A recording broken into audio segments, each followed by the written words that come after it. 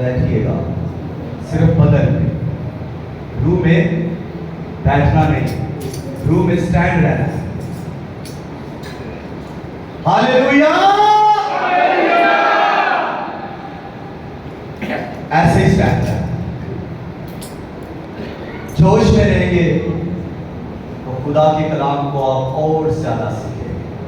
ठीक है, आज जो अनुमान मैं आपके सामने शेयर करने को हूं वो है खुदा की हुजूरी में चीजें बदलती हैं। खुदा की हुजूरी में चीजें बदलती हैं। तो आए बाइबल मुकद्दस मेरे साथ खोले, मुकद्दस यूहन्ना की अंजील और उसका 11वां बाब,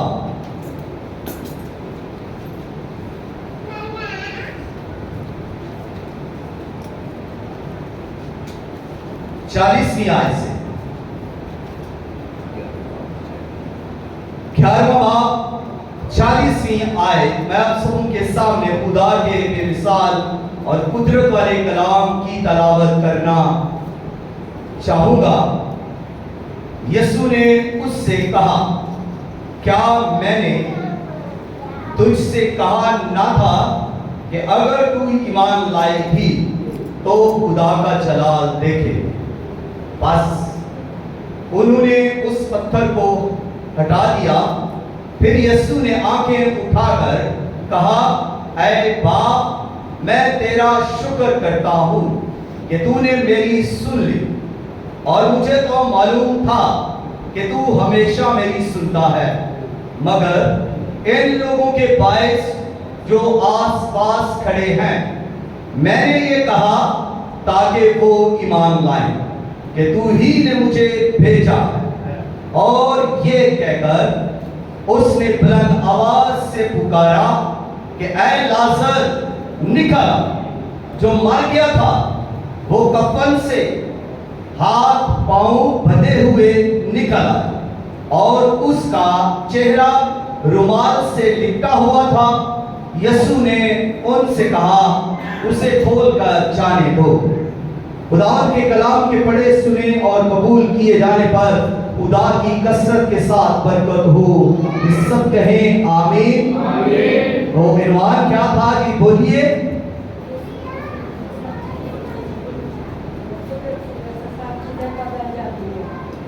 किसी को याद नहीं था?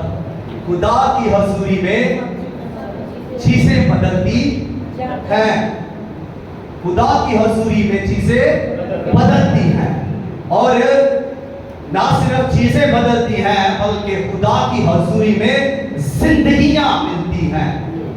खुदा की हुजूरी में जिंदगियां भी मिलती हैं, चीजें बदलती हैं, और खुदा की हुजूरी में बरकतें भी मिलती हैं।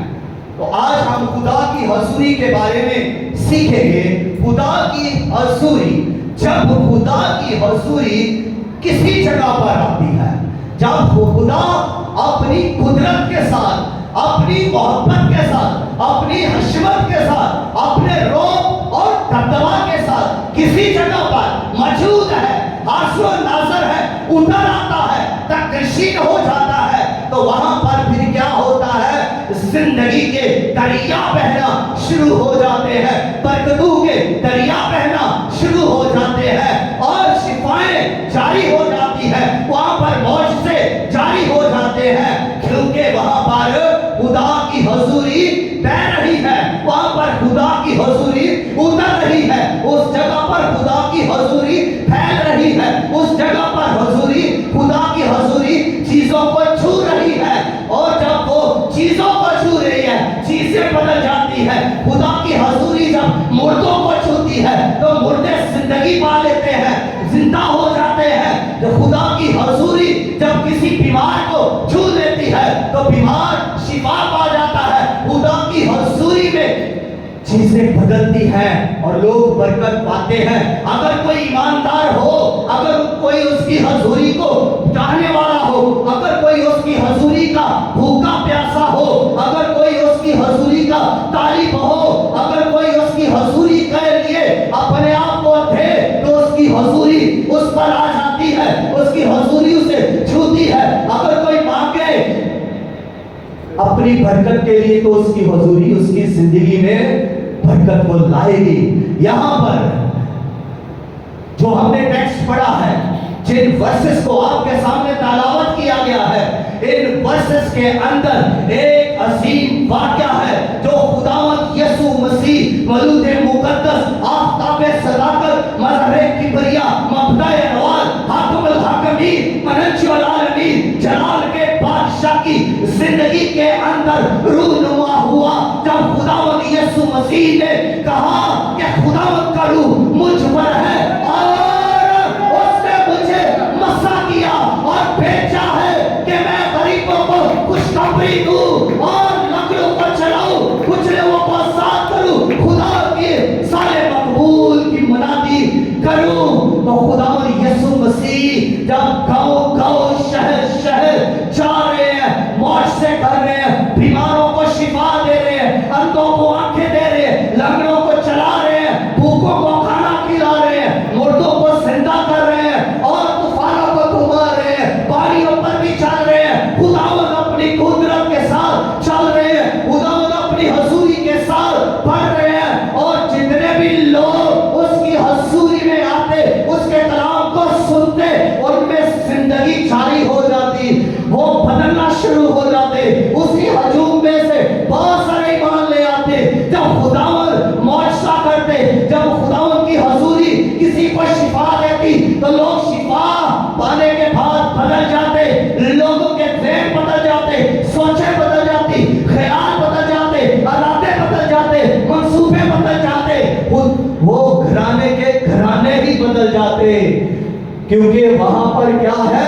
खुदा की हजूरी है। खुदावंद यीशु मसीह अपनी कुदरत, अपनी हशमत, अपने रोह, अपना दवा के साथ, पूरी मौलूदियत के साथ, अलूहियत के साथ, कुदरत के साथ खुदावंद यीशु मसीह चल रहे हैं जमीन पर। वो जिंदगी जब गुजार रहे हैं, तो वो बीमारों को शिफा जब दे रहे हैं, तो फिर क्या हो रहा है? लोगों की जिंदगियों के अंदर तब्दीली आ रही है। आज भी जब उसी के कलाम को प्रीच किया जाता है, तो बहुतों की जिंदगियों के अंदर तब्दीली आती है, बेदारी आ जाती है, चेंज आ जाता है, हालात बदल जाते हैं, ख्यालात बदल जाते हैं, रवैये बदल जाते हैं, ज़मीर बदल जाते हैं, और ज़मीर पाक भी हो जाते हैं, दिल भी पाक हो जाते हैं जब खुदा की हजूरी किसी को छूती है। कोई इसका आरज़ू तो हो, जिस पर जो खुदा की हजूरी की ख्वाहिश करेगा, उसी पर खुदा की हजूरी आएगी। जब लाज़र बीमार हो गया, बहनों ने भेजा पैगाम यीशु मसीह के पास कि जिसे तू अजीज रखता है, तेरा दोस्त लाज़र बीमार हो गया है। लेकिन खुदावंद यीशु मसीह वहां पर नहीं आए। लेकिन जब लाज़र मर गया, तब यीशु मसीह वहां से उसे जिंदा करने के लिए आए।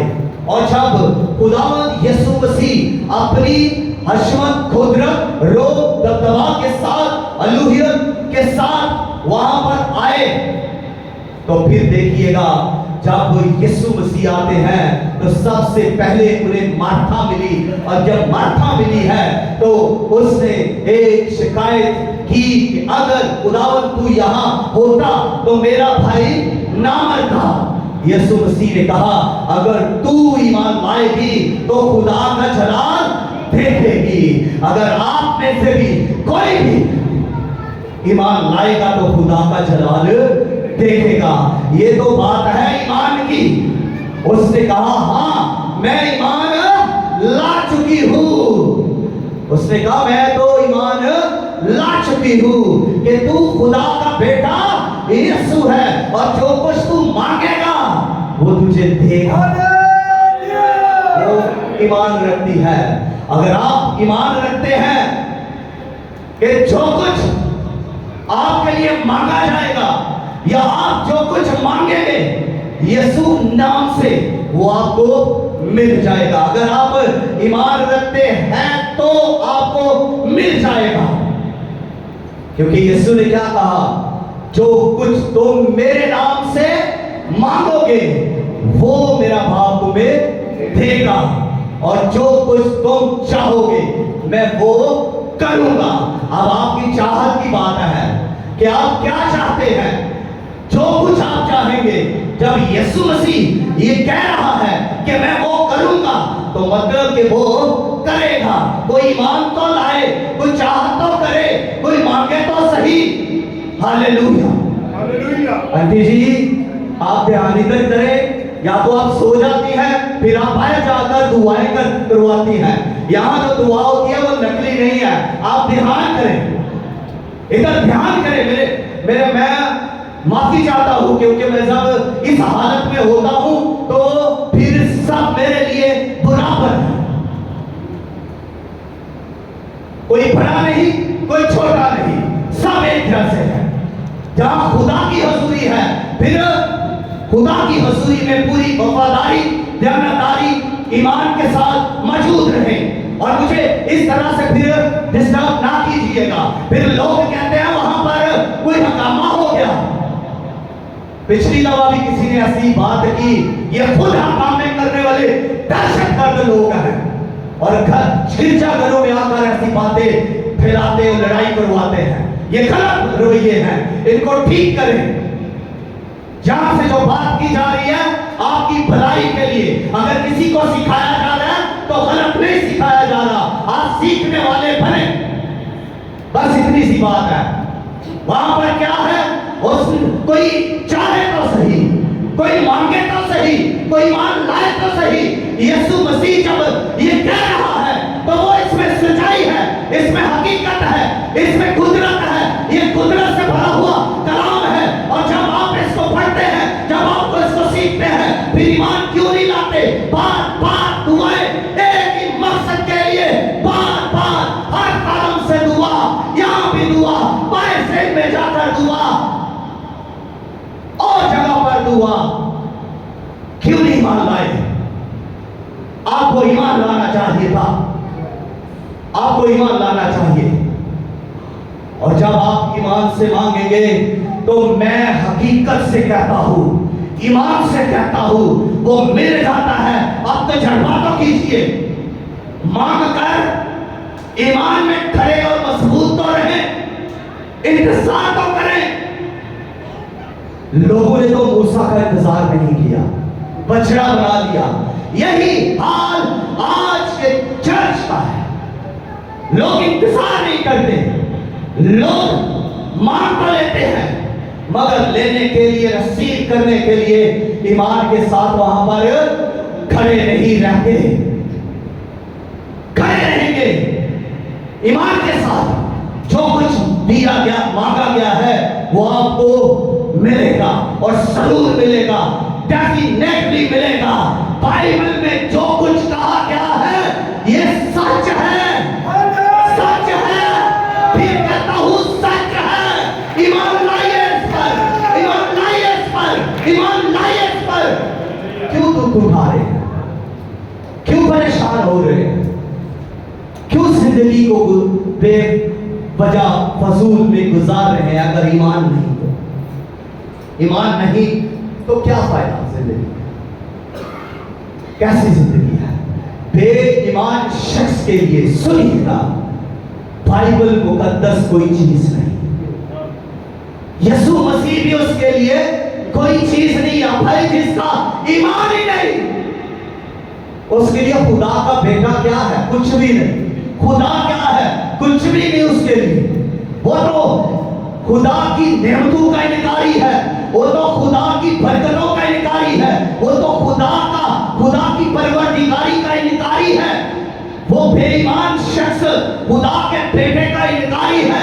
और जब वो इनकारी है तो फिर क्या है उसके लिए? कोई निजात हो, कोई बरकत क्या हो उसके लिए? फिर ईमान लाइए, मेहरबानी से आप लिफ्ट हो, अपने ईमान को बढ़ाइए, ईमान से चलिए।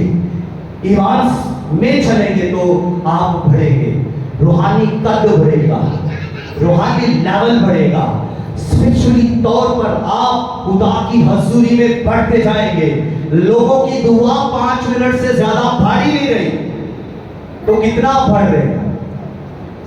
लोगों की कलाम को जब लोग पढ़ते हैं कितने मिनट पढ़ रहे हैं? लोग आगे बढ़ ही नहीं रहे, लोग इसको समझ ही नहीं पा रहे कि इसके अंदर क्या लिखा है, बाइबल क्या कह रही है और खुदा का कलाम क्या कह रहा है, लोग समझ ही नहीं पा रहे। तो फिर कितना पढ़ रहे हैं स्पिरिचुअली? आपकी ग्रोथ कितनी हो रही है? अजीज भाइयों बहनों, ध्यान और गौर करने की बात है, सोचने और समझने की बात है, हलीम और फरोतन होने की बात है। जब आप इस तरह से खुदा के कलाम को समझेंगे, ध्यान करेंगे और इस पर ईमान लाएंगे, तो फिर आपकी जिंदगी में भी ये खुदा का कलाम तब्दीलियां लाएगा, बरकतें लाएगा, जिंदगी लाएगा और आपके घराने में लोग मुर्दा नहीं। मैंने कुछ गलत तो नहीं कहा? आप परेशान हो गए? आपके घरों में आप सोचते हैं कितने मुर्दे हैं? अरे वो मुर्दा है जो बेईमान शख्स है, जो दुआ नहीं करता, जो खुदा की वर्शिप ही नहीं करता, जो खुदा के कलाम को ही नहीं पढ़ता, वो मुर्दा है, जिसके पास कोई रूहानी बरकत ही नहीं। तो वो क्या है? कितना जिंदा है, कितनी जिंदगी है उसके अंदर? और मुर्दा नहीं जानता कि उसके ऊपर कितने मन मट्टी है। हर गुनाहगार शख्स यह नहीं जानता कि उसके ऊपर कितने मन गुनाह है। कोई गुनाहगार नहीं जानता कि वो कितना ज्यादा गुनाह के अंदर दस चुका है। आप देखिए, जो मर गया है मुर्दा, उसको पता है कि मैं कितने फुट जमीन के अंदर चला गया हूं? उसको कुछ पता नहीं। उसको यह भी नहीं पता कि वो किस तौर पर रखा हुआ है, उसको सीधा लिटाया हुआ है या खड़ा किया हुआ है, उसको पता है नहीं। ऐसे ही वो रूहानी मुर्दे हैं जो गुनाह में मुर्दा है और उनको भी ये पता ही नहीं है कि वो किस तरह से बैठे हैं, वो किस तरह से खड़े हैं, वो किस तरह से लेटे हैं, उनको कोई पता नहीं। आपके घरों के अंदर भी ऐसा है और आप उनके लिए दुआ करें ताकि खुदा की हजूरी उनको जिंदा करे, खुदा की हजूरी उनको जिंदा करे। आप दुआ करें ताकि वो बरकत पाए, आप दुआ करें उनके लिए ताकि वो आगे बढ़े, उनकी स्पीड बढ़े। रूहानी स्पीड की बात करता हूं, रूह में बढ़े। और जब यीशु मसीह से उसने कहा कि मैं ईमान लाती हूं, तो यीशु मसीह उसको कहां ले गए? चलो जी, कब्र पर लेकर चलो। और वो उसे वहां पर लेकर जाते हैं। अब कब्र के ऊपर जाकर यीशु मसीह ने उसे जिंदा नहीं किया। कब्र पर जाकर यीशु मसीह ने उसे इस तरह से नहीं पुकारा कि लाजर जिंदा हो जा। यीशु मसीह ने लाजर को इस तरह से पुकारा कि ऐ लाजर बाहर आ, ऐ लाजर बाहर आ। और लाजर आया, लाजर आया, लाजर आया। बोलिए, लाजर जिंदा बाहर आया। यीशु ने ये नहीं कहा कि लाजर जिंदा हो जा। लाजर जिंदा था क्योंकि वहां पर यीशु मसीह अपनी अशरत, अपनी कुदरत, अपने रूह, अपने दबदबा के साथ मौजूद है। और जब वहां पर यीशु मसीह मौजूद है तो उसकी कुदरत, उसकी अशरत, उसकी हुजूरी ट्रैवल कर रही है, कब्र के अंदर उसको छू रही है। उसने तो उससे पहले ही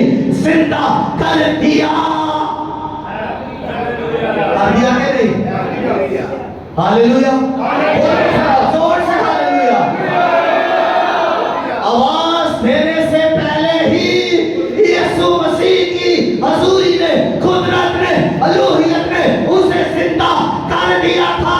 इसीलिए तो यीशु मसीह ने कहा, ऐ बाप मैं तेरा शुक्र करता हूं कि तूने मेरी सुन ली। यीशु मसीह को पता था लाजर जिंदा हो चुका है, वो तो शुक्र कर रहा है। और आवाज ऐसे किसको दी जाती है? जो जिंदा है, कि बाहर मुर्दा को ऐसे आवाज नहीं दी जाती, जिंदा को ऐसे आवाज दी जाती है कि बाहर लाजिम बाहर आया। अब देखिए यीशु मसीह 4 दिन बाद क्यों आया? 4 दिन के बाद आकर ही यीशु मसीह ने लाजर को जिंदा क्यों किया? यीशु पहले दिन ही क्यों ना आए? यीशु को जब पहला संदेशा किया, यीशु क्यों ना आए? अगर यीशु पहले दिन आ जाते और यीशु आकर उसके बुखार को उतार देते तो छोटी सी गवाही होती। लोग ये कहते कि यीशु ने उसको छोटी सी बीमारी से रहाई दी, शिफा दी, कोई बड़ा मौजज़ा ना होता। जब यीशु 4 दिन के बाद आ रहा है तो फिर बड़ा मौजज़ा है। लाजर मर चुका है और यीशु ने उसे जिंदा करके कब्र से बाहर बुलाया, तो बड़ा मौजज़ा है। और ये अंजील के अंदर दर्ज है, बड़ा मौजज़ा है। तारीख के अंदर दर्ज है, बड़ा मौजज़ा है। आज उम्मते कौमें कबीले इस मौजज़ा को लेकर जिक्र करते हैं और कहते हैं कि हजरत ईसा कुदरत वाले हैं, वो मुर्दों को जिंदा कर देते हैं। Hallelujah, hallelujah, hallelujah. उसकी हजूरी में चीजें बदलती हैं, मुर्दा जिंदगी में बदल जाते हैं। हालेलुया, उसकी हजूरी में तब्दीली आती है, बरकतें जारी हो जाती है, चीजें बदलती हैं। और अगली बात सुनिएगा, काना गलील की शादी में खुदावंद यीशु मसीह मौजूद है और मैं खत्म हो गई। लोग पी कर मैं पी कर थक गए। आज भी लोग ऐसा करते हैं, खा कर फंक्शन पर गए हैं, मकसद है खाना पीना, शादी हो, मंगनी हो, कोई भी इवेंट हो, मकसद है खाना। लोग खाएंगे, राज्य के खाएंगे, ठीक है। तो वहां पर भी ये हुआ, शादी थी, लोग खा पी कर जब फुल हो गए हैं, छक चुके हैं, तो मैं खत्म हो गई। और जब मैं खत्म हो गई तो यीशु मसीह की मुकद्दसा मां ने कहा कि जो ये कहता है वो करो। इस चीज को ज़हन के अंदर बिठाएं कि जो यीशु कहता है वो करें। आज भी यीशु मसीह जो कहता है वही करें। जो यीशु मसीह कहता है वो करेंगे तो उसकी कुदरत आपकी जिंदगी में काम करेगी। आमीन, हालेलुया, जी। तो कहा क्या गया? यीशु मसीह ने कहा मटकों को लबालब पानी से भर दो, और मटके पानी से भर दिए गए। और फिर दूसरा हुक्म क्या हुआ? अब इसे निकाल कर मेरे मजलिस के पास ले जाए। पहले हुक्म है इन मटकों को पानी से भर दो, दूसरा हुक्म है इसमें से निकाल कर मेरे मजलिस के पास ले जाओ। यीशु ने मैं भरने को का हुक्म दिया, ये यीशु मसीह ने कोई दुआ की चल पानी मैं बन जा, कुछ ऐसा किया? यीशु मसीह वहां पर अपनी अलूहियत, कुदरत, हजूरी में मौजूद है। और जब यीशु मसीह मौजूद है तो जब यीशु मसीह कुछ कह रहे हैं तो फिर पानी भी यीशु मसीह के हुक्म को मानता है, वो सुन रहा है और पानी सुन रहा है कि अब मैंने क्या बनना है, अब मैंने मैं बनना है। तो पानी किस में बदल गया, मैं में बदल गया। और जो यीशु तब्दील करता है जिस चीज को, उस जैसी कोई चीज नहीं होती, उसके म्यार की चीज कोई नहीं फिर होती। जो पहले मैं थी वो उसके प्यार की नहीं थी। जो यीशु मसीह ने पानी को मैं में बदल दिया तो इसका म्यार अलग था, इसका टेस्ट अलग था, इसमें मुसर असरात नहीं थे, इसमें खालिसपन था। और जिसको यीशु बदल दे, जिस शख्स को बदल दे यीशु अपनी हसूरी से, अपनी कुदरत से, फिर उसके अंदर भी क्या है, ये जबरदस्त टेस्ट आ जाता है कि उसकी हसूरी उसमें से ट्रैवल करती है, उसमें से उसका मसा ट्रैवल करता है, उसमें से उसकी बरकतें दूसरों के लिए ट्रैवल करती है। और जब उसकी हसूरी, उसका मसा ट्रैवल करता है तो फिर दूसरे भी बदलते हैं, चीजें भी बदलती है, मुआशरे होते हैं। और यहाँ पर जो मैं बदल गई, ये उस सब से अलग है। और उन्हें कहना पड़ा, मेरे मजलिस को ये कहना पड़ा, दूल्हा से उन्होंने कहा कि लोग पहले नाकस अच्छी मैं पेश करते हैं, लेकिन तूने पहले नाकस मैं पेश की। यानी उन्होंने दुनिया की बनाई हुई चीजों को कह दिया कि ये नाकस है।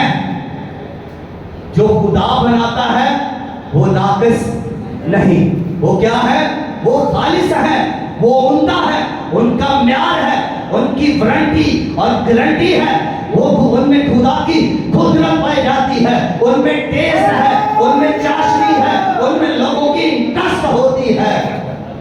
और जब आप पर खुदा की हजूरी है तो फिर आप में भी दुनिया की इंटरेस्ट है। लोग आपको तलाश करेंगे, लोग आपके पास आएंगे, और जब लोग आपके पास आएंगे तो वो बरकत पाएंगे। इसलिए कि खुदा की हजूरी में चिंचिंग आती है, तब्दीलियां आती हैं, चीजें बदल जाती हैं। और अगली बात सुनिएगा कि जब याईर की बेटी मर गई और खुदावंद यीशु मसीह को जब ये कहा गया कि मेरे घर में चल और मेरी बेटी को जिंदा कर, खुदावंद यीशु मसीह अपने 3 शागिर्दों के साथ वहां पर थे। वहां पर रोना धोना था, मातम हो रहा था, लोग रो रहे थे। यीशु मसीह ने जब कहा कि लड़की मरी नहीं बल्कि सौती है, और लोग हंसना शुरू हो गए। आज भी लोग कई बार यीशु के कलाम को सीरियस नहीं लेते। लोग अपनी बातें कर रहे होते हैं, अपने कामों में लगे होते हैं, खुदा के कलाम को सीरियस नहीं लेते। और यहाँ पर भी वो लोग यीशु की बात को लेकर हंसना शुरू हो गए, हंसना शुरू हो गए कि वो तो मरी है। यीशु मसीह उसके पास गए। यीशु ने उससे ये नहीं कहा कि ए लड़की जिंदा हो जा, मैं तुझे जिंदगी देता हूं। यीशु मसीह ने ऐसे कुछ अल्फाज नहीं कहे, बल्कि यीशु मसीह ने कहा, ए लड़की मैं तुझसे कहता हूं कि उठ। एक को पता है जी भाई, आप भी, आपको पता याईर की बेटी जिंदा हो गई, पता उठ गई, तो फिर नारा क्यों भी लगाया? आपको पता है? ओ भाई खुदा की तारीफ कीजिए, एक मुर्दा जिंदा हो गया है और आप खुद उठे रूह में जाके। मैंने पहले कहा था कि कैसे बैठना है, जिस्म में आप बैठ सकते हैं लेकिन रूह में खड़े रहे, एक्टिव रहे रूह में। तो जब ये रूह की बात हो रही है। यीशु मसीह वहां पर गए हैं, काम कौन कर रहा है? रूहुल कुद्दस, खुदा की कुदरत, खुदा का रूह, खुदा की रूहियत, यीशु मसीह की हजूरी, खुदा की हजूरी काम वो कर रही है। यीशु मसीह तो फिर सिर्फ वो हुक्म दे रहा है। यीशु मसीह ने कहा अच्छा चल उठ। लोगों को पता है लड़की मर चुकी है, यीशु जानते हैं ये तो जिंदा है, क्योंकि मैं अपनी कुदरत, अपनी हशमत के साथ मौजूद हूं। और जब मैं अपने बाप, आपकी कुदरत, उसके जलाल, उसके पान, उसकी हशमत के साथ यहाँ पर मौजूद हूं, तो ये जिंदा हो चुकी है। तो यीशु ने क्या कहा? ऐ लड़की, मैं तुझसे कहता हूं उठ। और वो उठी, उठी वो, हालेलुया, उठी वो। खुदा की तारीफ हो कि वो उठी। और उस फिर यीशु ने से कहा कि इसको कुछ खाने के लिए दो, लोग देखें कि ये खाती पीती है, मुर्दे खाते पीते नहीं है, ये खा भी रही है। खुदा की हजूरी में तब्दीलियां होती हैं। और 38 वर्ष के बीमार को देखिए, जब यीशु मसीह उसके पास आए हैं तो यीशु मसीह ने उसे कहा क्या तू तंदुरुस्त होना चाहता है? तो वो अपनी बेबसी का इजहार करना शुरू करता है। खुदावंद, मेरे पास कोई आदमी नहीं है जो मुझे उस हौज तक लेकर जाए। अपनी बेबसी का, अपनी तन्हाई का, अपनी लाचारी का रोना रोने लगा, अपने आप को बयान करने लगा, ऐ खुदावंद मेरे पास कोई नहीं, मेरी बीवी मेरे पास नहीं, मेरे भाई मेरे पास नहीं, मेरी माँ, मेरे अजीज रिश्तेदार कोई मेरे पास नहीं है, सब मुझे छोड़कर चले गए हैं। और मैं 38 वर्षों से इस जगह पर बैठा हूं, बीमार हूं, और मैं इंतजार करता हूं कि जब खुदा का फरिश्ता आए और उसके पानी को हिलाए और मैं इसमें उतरूं। और जब मैं उसमें उतरने लगता हूं तो दूसरा पहले उतर जाता है। तो इन 38 बरस के अंदर इस शख्स ने कितने लोगों को शिफा पाते अपनी आंखों से देखा होगा। हर रोज ये किसी ना किसी बीमार को शिफा पाते देख रहा है। हर रोज खुदा का फरिश्ता भी हर रोज आ रहा है, पानी हर रोज हिलाया जा रहा है, हर रोज कोई ना कोई इस हाउस में उतरता है और वो शिफा पा जाता है। लेकिन ये अपनी आंखों से देख रहा है उस शख्स को शिफा पाते हुए। तो ये शख्स कितना अपने अंदर कुड़ता होगा, कितनी अपनी बेबसी और लाचारी के पर रोता होगा कि काश मेरे पास भी कोई होता और मुझे इसमें उतार देता और मैं भी शिफा पाकर खुदा की तमजीद करता हुआ घर जाता। लेकिन यीशु ने कहा उठ, अपनी चारपाई उठाकर चल फिर। जी यीशु ने क्या कहा? यीशु मसीह ने कहा उठ, पानी में नहीं जा, उठ, अपनी चारपाई उठा और चल। तो वो उठा, चारपाई भी उठाई और चलने फिरने लगा। यीशु ने उसको शिफा नहीं दी। यीशु ने ये नहीं कहा कि अच्छा मैं तुझे शिफा देता हूं, तू इसी वक्त से हील हो जा, तेरे टखने मजबूत हो जाए, तेरे जोड़ मजबूत हो जाए, तेरी हड्डियां मजबूत हो जाए, तेरे पट्टे मजबूत हो जाए। यीशु मसीह ने उसे शिफा नहीं दी, बल्कि कहा उठ, अपनी चारपाई उठा और चल फिर। और वो चलने फिरने लगा। यहां आपके लिए एक पैगाम है, आपके लिए हुक्म है यीशु मसीह का कि पहले आप खुद उठे, फिर जहां पर आप बैठे हैं उसको भी उठाएं। जिस चर्च में आप बैठे हैं उस चर्च की बरकत का बाइस बने, जिस घर में रहते हैं उस घर की बरकत का बाइस बने, उसे उठाएं। जिस ऑफिस में, जिस शॉप में बैठे हैं, जिस फैक्ट्री में बैठे हैं, उस जगह पर ब्लेसिंग आनी चाहिए आपके सबब से। अगर वहां पर बरकत नहीं आ रही तो फिर समझें कि आपके ईमान में कमी है। आप मसीही हैं और जहां मसीही है वहां बरकत आनी चाहिए। आज थोड़े पीछे वक्त में जाए, लोग मसीहियों पर कितना भरोसा करते थे और आज मसीही को मजबूत होने की जरूरत है, मसीह को दुआ करने की जरूरत है, मसीह को अपने ईमान को बढ़ाने की जरूरत है।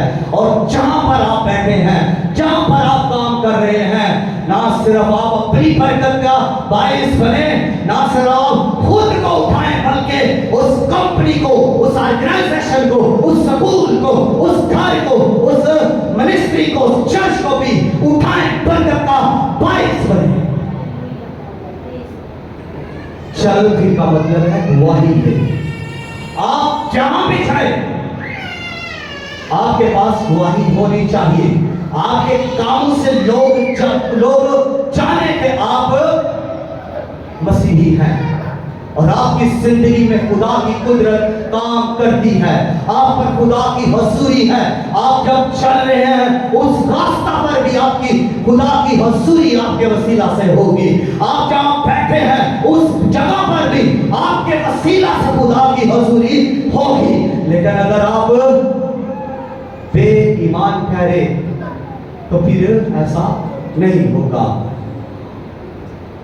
इब्लीस नाउम्मीदी पैदा करता है, शक को पैदा करता है। याद रखें, जितनी ज्यादा बड़ी मुश्किल होगी उतनी बड़ी आपकी बरकत का साइज है। मसीह यीशु में आने में अगर आपकी कोई बरकत में देर हो रही है, अगर आपको कुछ नहीं मिल रहा, अगर आपके बच्चे हस्बैंड तब्दील नहीं हो रहे, तो इसमें घबराए नहीं, ना उम्मीद ना हो, शक ना करें, बल्कि ये ईमान रखें कि बड़ी तब्दीली आ रही है, बड़ी बरकत आ रही है और खुदा कोई बड़ा काम करने वाला है मेरे खानदान में। यूसुफ को देखिए, यूसुफ पर पहली मुश्किल आई, उसे एक घर का मुख्तार बना दिया गया। छोटी मुश्किल आई तो एक घर का मुख्तार बनाया, और बड़ी मुश्किल आई जेल के अंदर डाल दिया गया, तो फिर उसको बड़ी बरकत दी गई, यानी सारे मुल्क का उसे मुख्तार बना दिया गया। आपकी बरकत का साइज बड़ा है, बढ़ रहा है। इंतजार कीजिएगा, दुआ कीजिएगा, ईमान रखिए, खुदा आपको बढ़ाने को है और खुदा आपकी शिफा का मंबा है और वो आपको शिफा देने को है। ना उम्मीद ना हो जाइए, इस बार शिफा नहीं तो अगली बार आपको शिफा मिलनी है, ये तय, ये जरूरी है। घबराइएगा नहीं, आपकी बरकत का वक्त है। आइए थोड़े देर के लिए अपने कदमों पर खड़े हो जाइए। खुदा की हजूरी में चीजें बदलती हैं। खुदा इस कलाम के वसीला से आप सबों को बरकत दे और